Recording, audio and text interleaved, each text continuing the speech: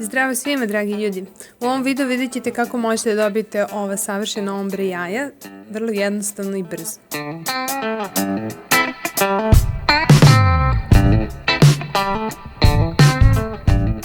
Za ovu tehniku bit će vam potrebna šolja, voda, lonč u kom ćete da kuvate već obareno jaje, ovo izbiljeno jaje. Kako sam dobila to jaje možete da pogledate, link je ispod. Ovo je bila modlica koju se deca malo transformisala, tako da će mi poslužiti odlično za ovo, zbog tanke ivice, da ne bi ostajao trag. Pošto će jaje staviti na ovome, da ne bi ostajao trag na jajetu, najbolje da bude tanka ivica i naravno boje će vam biti neophodne. Sada ću prvo oblikovati ovu modlicu tako da može da stane u čašu. Možete koristiti i čep umjesto ovoga, poslužit će svrsi, ali gledajte samo da bude sa što tanjim obodom. Naravno, poenta je kada napravite ovaj oblik da vam jaje stoji uspravno u lončetu u kome ćete kuvati.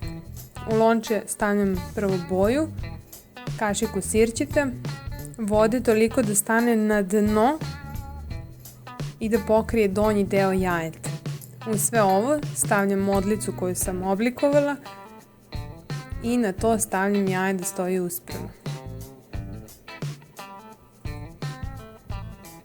Ovako stavit ću da se kuva, kao što normalno bojite jaja sa običnim bojama, tako da stavljam da se kuva i kada provri sve tako zajedno potrebno da stoje na 3-4 minuta kako bi naravno se obojilo jaje odozdo.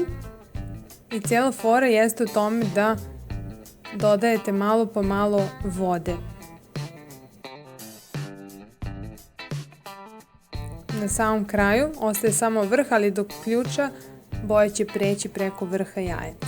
Na kraju to jaje izgleda ovako i fenomenalno, meni se jako dopada.